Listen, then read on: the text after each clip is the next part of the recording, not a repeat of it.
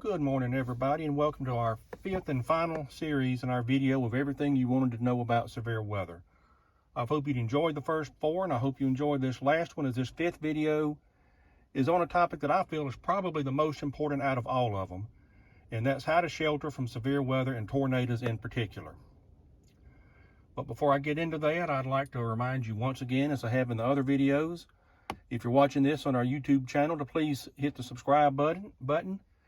And if you would like to become one of our Patreon sponsors, we would really appreciate that. And you can go to our website at www.nmscas.org, and that will tell you how to do it. You can click on the Join All Access button. But all right, I'd like to borrow your imagination for just a second. Let's pretend it's late afternoon in mid-April. You just finished mowing your yard, and you're getting ready to go in and relax and just take the rest of the day off and watch TV. And you hear some thunder off in the distance rumbling. Well, you don't think too much about it. You've got your yard mowed, so hey, let it rain. But as you get to go inside, you hear something else, and it's not the sound you wanted to hear.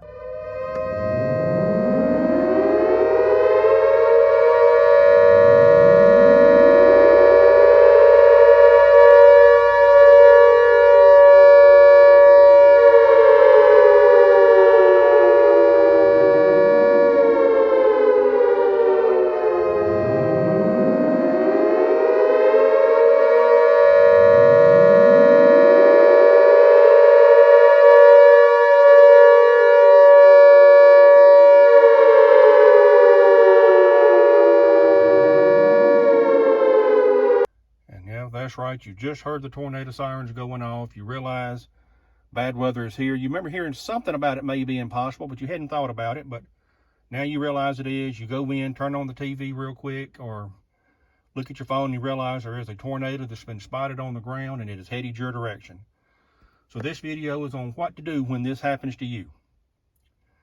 And obviously what you need to do is try to find some kind of good shelter. Now, these following shelters, I just found them off the Lowe's and Home Depot website.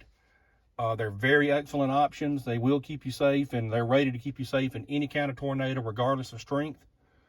But the first one here is an above-ground shelter. It's one of those you just walk in. People put it in their garage. They'll put it in a closet or a spare room. You know, it anchors to the slab of the house and bolted in, and it's designed to hold and not go anywhere during a severe weather or tornado, even a direct hit. The next style is a below ground shelter. And obviously they dig a hole in your ground, put your shelter in there, and it's anchored with concrete, bolts, and then all the dirt on top of it.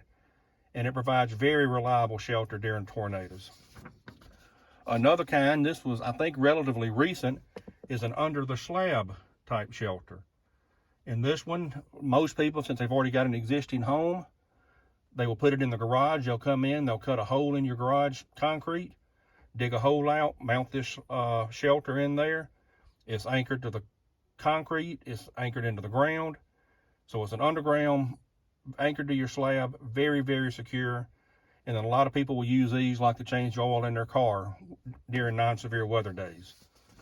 Another option, if you can get to one time, is a community shelter. You know, communities have these scattered around. They're meant for the public during severe weather.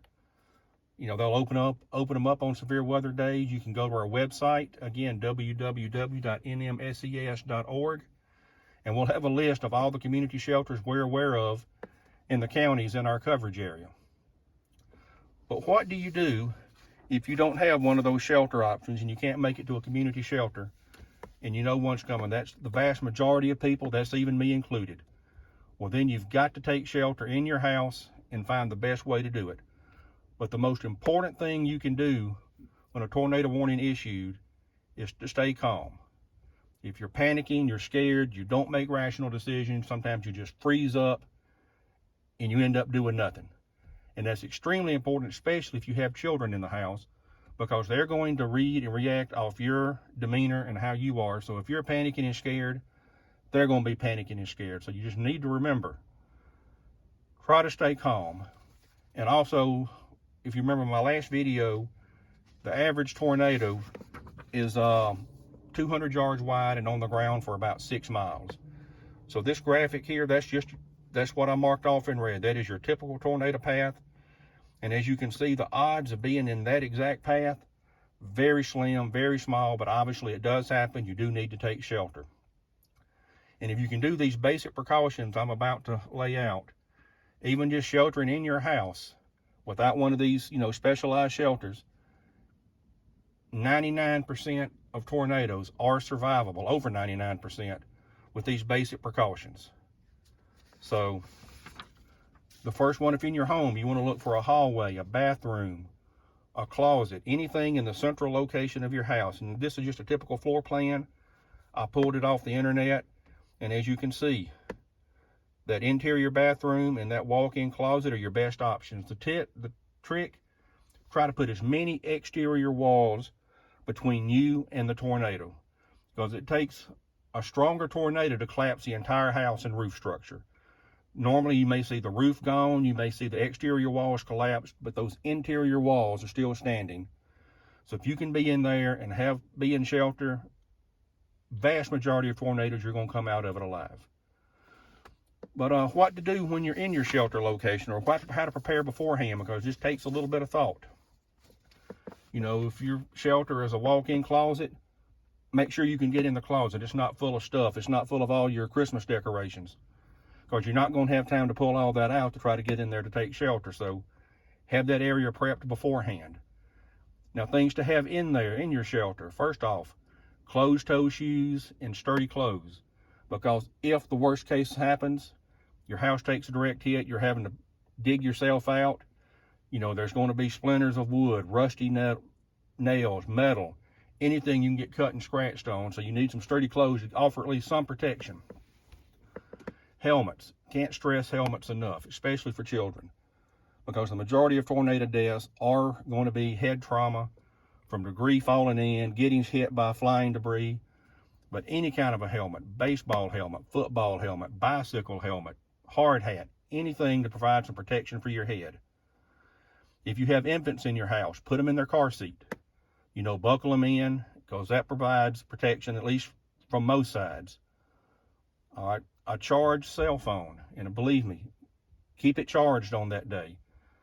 Because if your house takes a hit and you're trying to get word out hey, I'm in here, I'm trapped, if your phone's on 2%, that's not going to do you much good.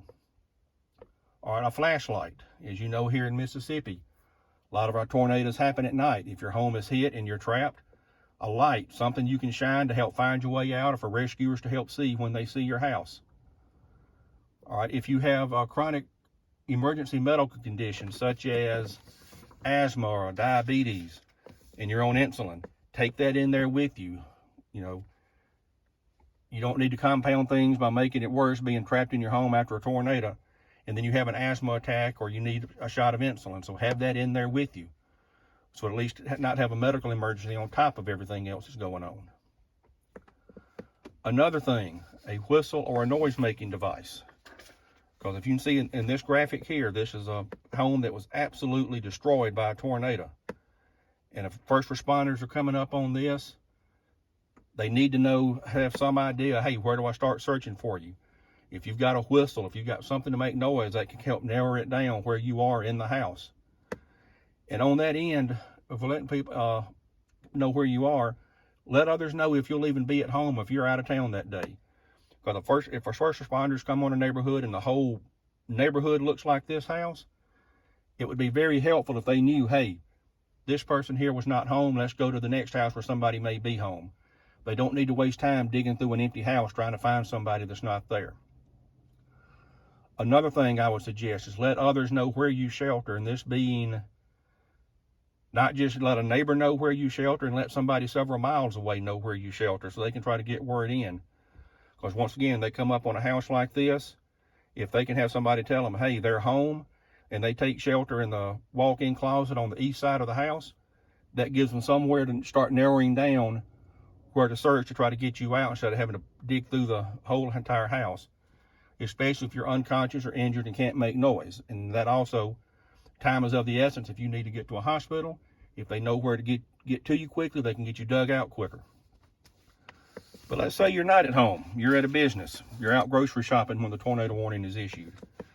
If you're in a large span store, Walmart, Lowe's, Kroger, anytime you look up and this is what the roof of your building you're in looks like, you are not in a safe location. Now, I'm not saying leave the business, because that's not safe either, but go into a bathroom. If it's like a Walmart or a Kroger, go into their walk-in cooler. Convenience store, their walk-in coolers. If you happen to be in a bank, go to their vault, because I promise you that vault will withstand what any kind of a tornado can throw at it. But anything, just do not stay in these large span buildings and areas. They may look sturdy with the steel beams and all, but they will collapse very, very quickly. And they're also wide open, so when glass starts blowing in, debris blowing in, you have no protection from that. But let's say you're neither. You're not at home and you're not at a business, you're on the road. Now, I want to say, try to limit travel as much as possible during severe weather days. Just, if you don't have to be out, don't be out. But I realize you may have a doctor's appointment that if you tried to cancel, it may be 3-4 weeks before you could get back in. You don't want to cancel that, I understand. Your kid's school may have canceled early due to severe weather, and you've got to go pick them up. I realize there's some instances when you have to be on the road during severe weather, but if you don't have to be, don't. And if you are on the road and you get word of a tornado warning, can you make it to a business? If you can, and when I say make it, I'm talking about 3 to 5 minutes, not, hey, it's 10 minutes away. 3 to 5 minutes. If you can, get there and then take one of those precautions in their bathroom or a cooler or whatever. But if you can't do that and you realize you're getting ready to have to ride this tornado out on the road, there are 2 options. And this is what I call my last resort shelter options. They're not that good, neither one of them. They don't provide much protection, but it's just the best you can do to do everything you can. And option 1, I'm sure you've heard, is to abandon your car and get in a ditch and cover your head. Now, the theory behind that is if you get yourself below the main ground level, all the debris will fly over you, or most of it, and you should have a better chance of surviving it than just being out on the ground somewhere. The problem with that is you can't always find a decent ditch like this one that you see here. Very, very shallow. Odds are debris would be blowing all into the bottom of that. Here's another one that's a little bit deeper, but then you've also got water to contend with, and you don't want, and that may not be a good option in case you get something blown down on top of you, pinning you in the water. And then you can see there's power lines and other trees that could be blown in. So like I said, not a good option, but it is an option. The other option that has started to pick up some is riding the tornado out in your car. Not trying to get out of it, get in a ditch, just stay in your car. With the thought of that is you've got the steel frame of the car, you've got your seat belt, you've got your airbags, provide some kind of protection. And if you choose to do that, I said pull over, put your car in park, turn the engine off, keep your seat belt on, and then duck your head down to try to get it below dashboard level. So if your windows blow out, debris blows through the windows, hopefully it misses you. All right, those are your 2 last resort options. Now here are your 2 no resort options. These are things you should not try regardless. And the first one is to take shelter under a bridge. Now, I know a lot of you probably seen that video from back in the 90s where the family and a news crew took shelter up under a bridge, and this was in Kansas. The tornado went over them, took a direct hit, and they made it. They had somebody looking out for them. 99 times out of 100, that's a guaranteed death sentence. And the reason I say that, whether the wind's blowing 10 miles an hour or 110 miles an hour, bridges and overpasses like this compress it, and they cause it to speed up under the bridge. Much like if you have a garden hose, you got your hose turned on, watering your vegetables, your flowers. You know, the water's just coming out at its regular little slow pace. But then say you want to wash some mud off the patio and you put your thumb over the end of the hose. What does that water do? It speeds it up a lot stronger, a lot more pressure, and that's because you still got the same amount of water, but now it's coming through a compressed space, so it's got to come out faster. Same thing with the air going under a bridge like this. If the tornado winds are 110, 120 miles an hour, once it gets funneled through that overpass, that's like putting your thumb on the end of a hose. It's going to speed it up, increase the pressure, and you're much more likely to get blown out, hit by a piece of debris going a lot faster, and be seriously injured or killed. Now, the very last thing you need to try to do is attempt to outrun a tornado. And you can see this picture here. This car was absolutely decimated by a tornado. And I know you may be thinking, well, hey, what about your option from staying up there, staying in a car?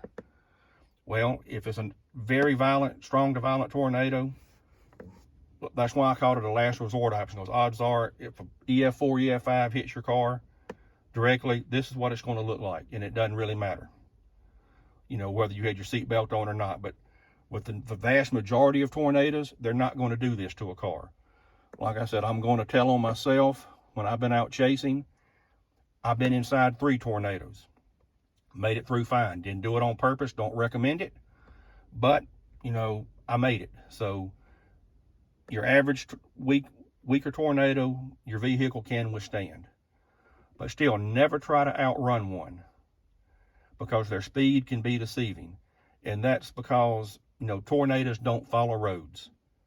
And when I was preparing for this, I was doing a little research, and what I found really hit home as to why you shouldn't try to outrun one. And the example is, from my driveway to my in-laws' driveway is 30 miles, and it takes about 40 minutes to drive there. So you get that in your mind, that if you're that far from a tornado, hey, I've got 45 minutes to take shelter. Well, then, like I said, tornadoes do not follow roads. I did a straight line from my driveway to their driveway, and it was just 16 miles. So it really floored me at how much closer it was if you don't take all the twists and turns of a road.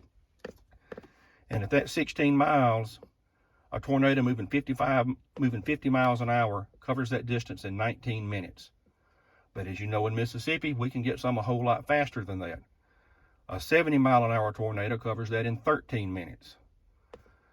So what you may have thought you had 40 minutes to take cover or get out of the path or try to outrun it, now you've got 13. And now I'm going to make that even worse. All radar images, the ones you get on your phone, the ones you see on TV, regardless, on average, have a 3 to 5 minute lag time or more. Radar doesn't tell you what it's doing now. It's telling you what it did 3 minutes, 5 minutes ago, and I have seen it lag up to 10 minutes. So if you got that 70 mile an hour tornado that takes 13 minutes to get to you, by the time you see it on radar, that 13 minutes may be down to 6, 7, 8 minutes. So you just really don't have time to try to outrun one. You just need to try to do what you can to take shelter the best you can wherever you are. But I said, I want to remind you again, this wasn't meant to scare you, make you panic. Well, I said, if you take basic precautions that I've listed up here, over 99% of tornadoes are survivable, even with a direct impact. So just keep that in mind. Hope these tips came in handy. You'll utilize them this spring as we're coming into our severe weather season and for years down the road. All right, well, that about does it for this today in this series. I said, I hope you enjoyed it. If you got any ideas, something else you'd like to hear a video on, drop us a line, leave us a comment, and we'll see what we can get done. And we'll see you next time.